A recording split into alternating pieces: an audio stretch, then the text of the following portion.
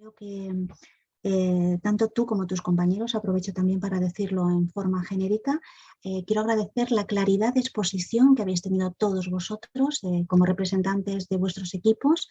Han sido exposiciones muy didácticas y sobre todo felicitaros a todos por el trabajo ingente que hacéis y que se expone en unos pocos minutos, pero que son horas, en semanas y meses de trabajo.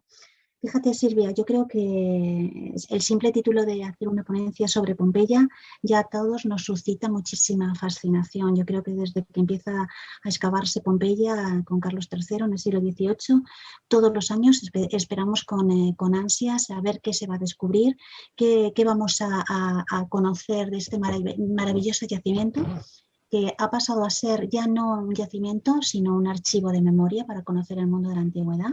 Y sobre todo acercarnos a unas formas de vivir que se detuvieron en el tiempo. Has hablado de cosas muy interesantes y nos has hablado de vuestro trabajo en coordinación y en contacto directo con un grupo de profesionales y colegas de Finlandia, ¿no?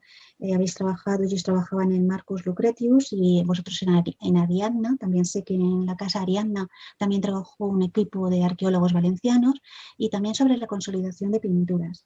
Me ha gustado muchísimo cómo has conducido tu intervención, cómo nos has hablado de una manera para los que no somos, somos profanos en todo este tipo de cosas, sobre técnicas, identificación de pigmentos, la consolidación de pinturas. Y una de las preguntas también viene a colación de todo lo que hemos hecho durante todos estos días de congreso es si habéis descubierto blanco de plomo en este tipo de investigaciones científicas. Y si también este es ennegrecido. Bueno, muchas gracias por tus palabras. Y es verdad, por ejemplo, lo de la Casa de Ariadna con el Grupo de Investigación de la Universidad de Valencia. En este caso, en esta presentación no hemos enseñado nada de ese trabajo, pero gracias a Ibacor también tuvimos acceso a unas muestras de la Casa de Ariadna y bueno, me gustaría dar las gracias desde aquí. Y en cuanto al blanco de plomo, es un pigmento que según lo que nosotros sabemos, o sea, en época romana todavía no se usaba. Sí que es verdad que tenemos alguna muestra en la que hemos detectado plomo bastante focalizado como en una zona de capa pictórica, pero realmente por espectroscopía Raman no pudimos determinar que se tratara de blanco de plomo. O sea, creemos que puede ser una acumulación de plomo, pero todavía no sabemos si de verdad se usó ese pigmento, porque sería bastante raro. Pero bueno, ennegrecimientos y transformaciones de pigmentos en general es algo por lo que vemos muchas veces, sí.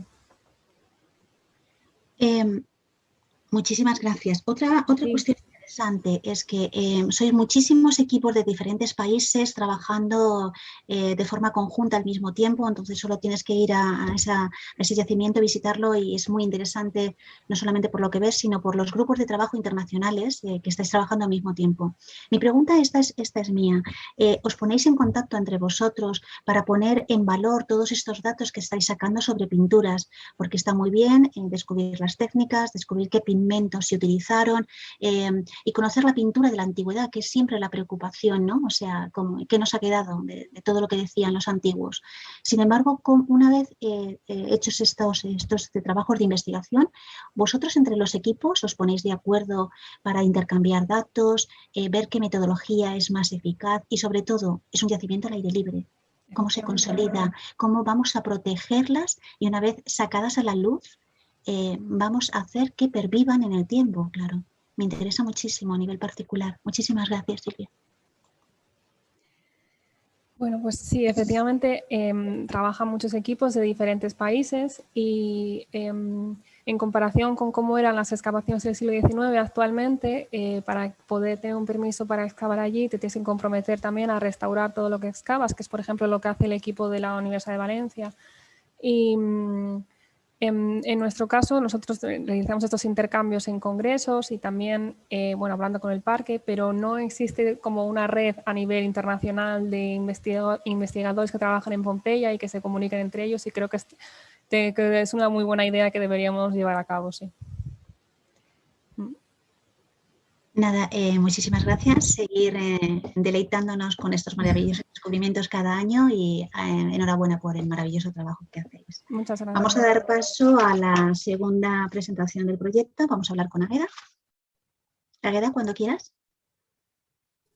Hola, María José. Hola, bueno, de nuevo vuelvo a decirte igual que que decía Silvia, enhorabuena por vuestras exposiciones, me han gustado muchísimo, todos, absolutamente todos habéis sido muy didácticos, cosa que se agradece cuando somos profanos y tal.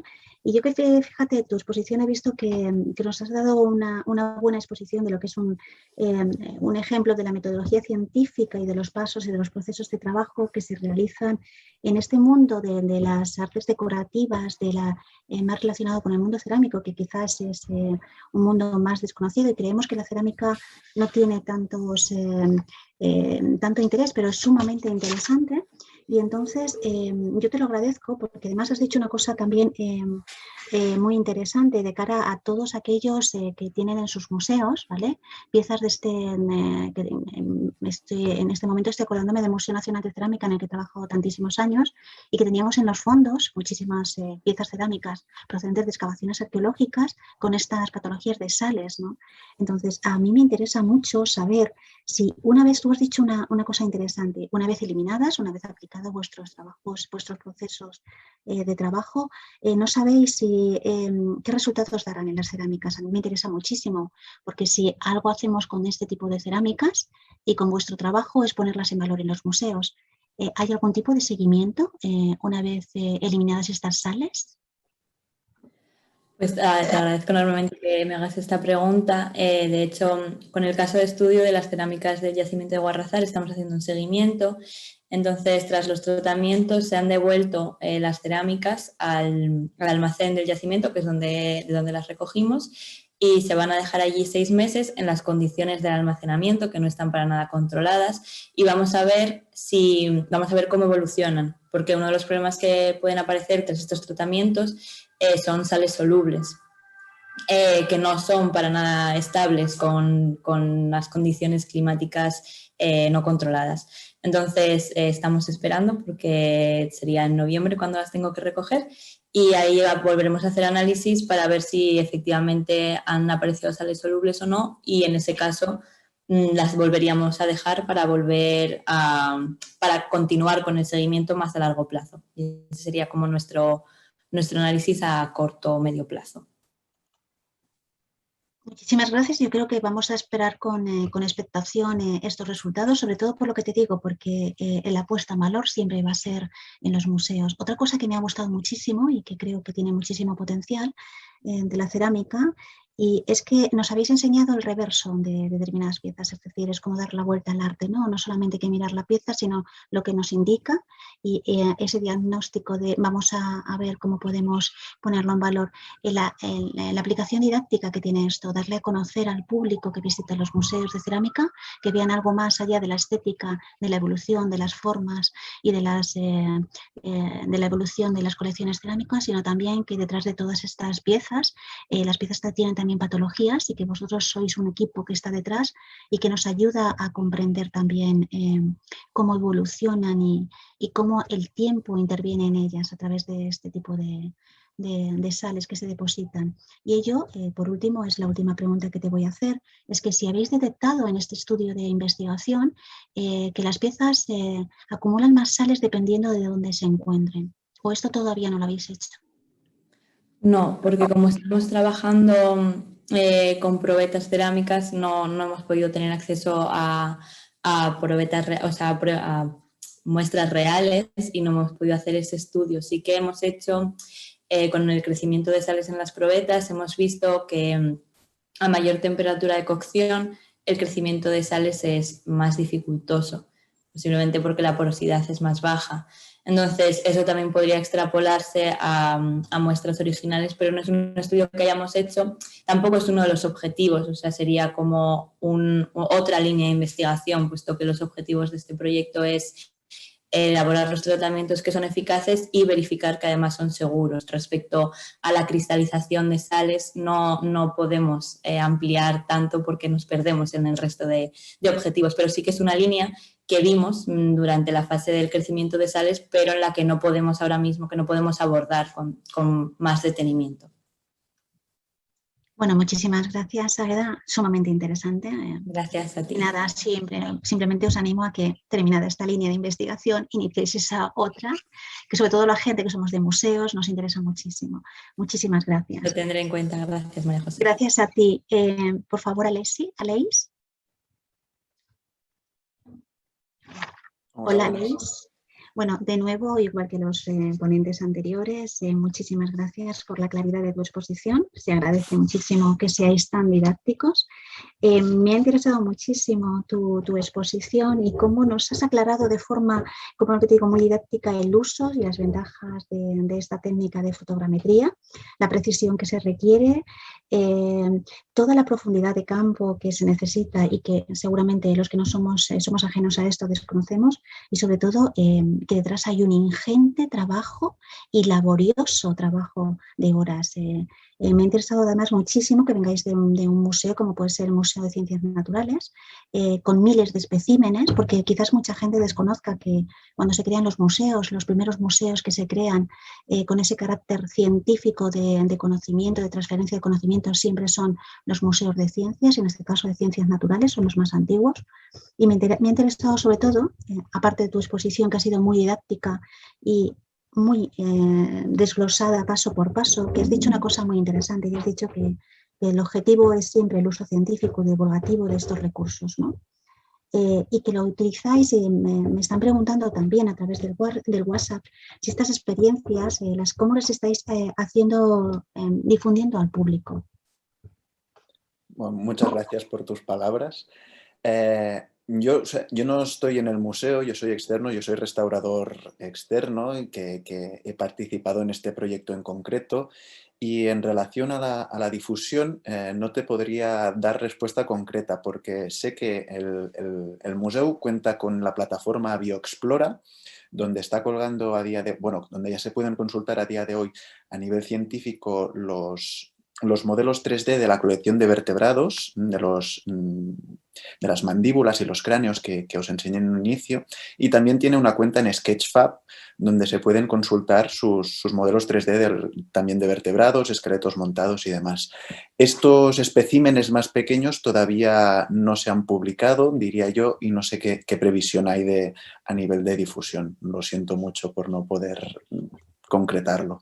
No, está fenomenal, pero fíjate aquí como somos todos, estamos muy con las nuevas tecnologías, nos hemos enganchado en este estado de pandemia. Las preguntas también me llegan por WhatsApp, así que esta sí que es interesante y me la vas a poder responder. Me dicen, supongo que al hacer este tipo de documentación se habrán descubierto aspectos que antes no eran perceptibles para los humanos, para los científicos. ¿Puedes indicarnos algún ejemplo de resultados que te hayan llamado la atención o que hayan sido sorprendentes?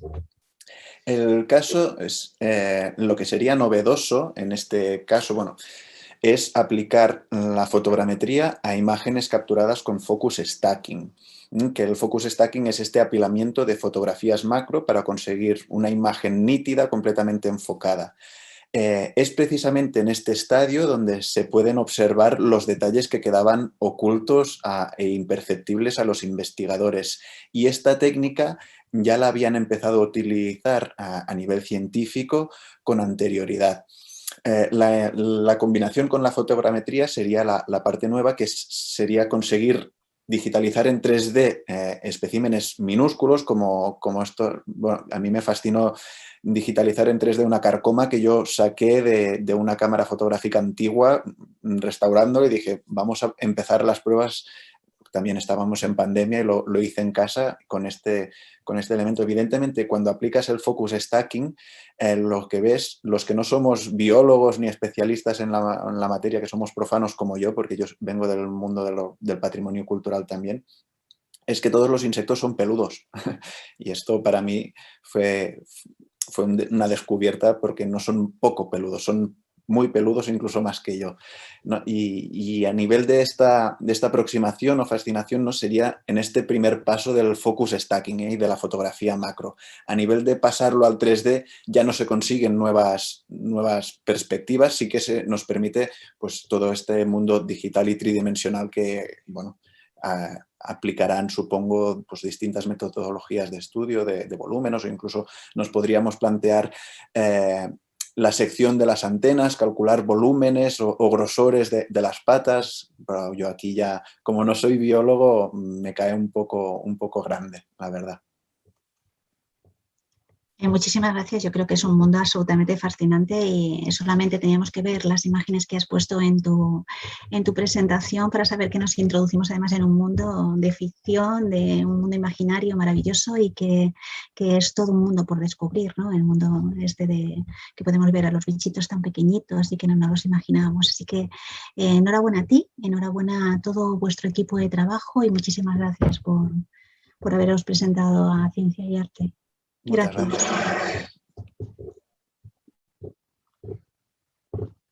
Damos paso ya a David. David, ¿estás por ahí? Sí. Hola. Hola. Bueno, pues tú eres el último y también tengo que felicitarte a ti y a todo tu equipo por vuestra exposición absolutamente didáctica y no solamente eso, por habernos conducido a un viaje a través de tu presentación y con muchísimas ganas de conocer este enclave, esta cripta maravillosa con esas pinturas absolutamente fascinantes, con connotaciones, como tú has dicho, también del mundo bizantino, fascinante. Que evidencia no solamente el trabajo que habéis hecho multidisciplinar, como bien has dicho, cómo habéis puesto en valor esta cripta y sobre todo lo interesante que habéis hecho con los equipos de climatización, que nos interesa muchísimo.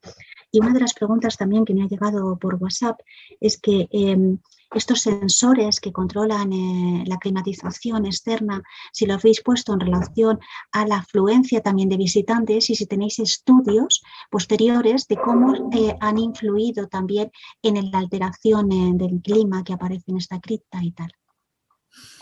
Bueno, intento hablar español porque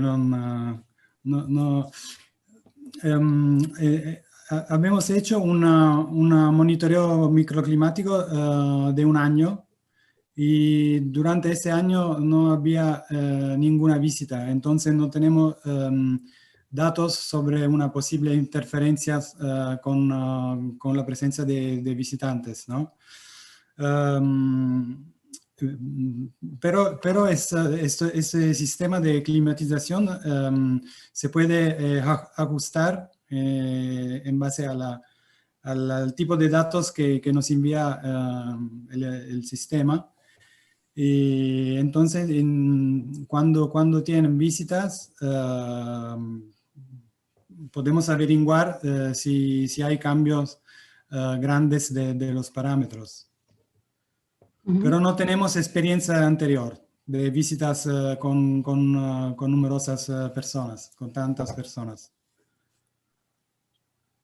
Vale, muchas gracias por tu respuesta. No, simplemente os animamos a que estos estudios tengan continuidad, sobre todo porque es sumamente interesante. Nosotros aquí también estamos realizando estudios parecidos, nuestros compañeros, y ese seguimiento da datos sumamente interesantes. Desde aquí, desde la organización, muchísimas gracias al equipo italiano, a todo el equipo que habéis y el esfuerzo de presentaros. Para nosotros es un placer que cada vez más se sumen equipos de otros países y que mostremos las conexiones que tenemos a nivel de estudios, de técnicas y demás. Muchísimas gracias, David. A vosotros, gracias. Hasta luego. Hasta luego. Para terminar este turno de este apartado de debate y de preguntas, permítanme que a título personal le ponga el colofón final, haciendo una reflexión personal que está inspirada en un pensamiento de uno de los divulgadores de la ciencia más importantes que hemos tenido en este país y que desgraciadamente desapareció hace muy poquito. Me refiero a Jorge Wagensberg. Este científico y museólogo conocido por todos ustedes decía algo muy interesante y decía que la ciencia y el arte se nutren mutuamente, tanto para las convergencias como por sus divergencias. Y aquí, precisamente, en este pensamiento de este divulgador científico, subyace la razón de ser de este Congreso de Ciencia y Arte que llevamos preparando desde el año 2006 y que llevamos ya 8 ediciones. Nosotros nos hemos guiado siempre por ese deseo de transferencia de conocimientos y que la ciencia y el arte sean puentes que se unan. Por eso seguimos trabajando y seguimos animando a todos aquellos que nos siguen desde hace tantos años a que sigan animándose a participar en estos congresos y a que nos enseñen esos trabajos donde se transfiere conocimiento y donde se unen disciplinas, donde se une la ciencia y se unen las humanidades. Así que simplemente despedirme de ustedes en este grupo, en este apartado de preguntas y de debate.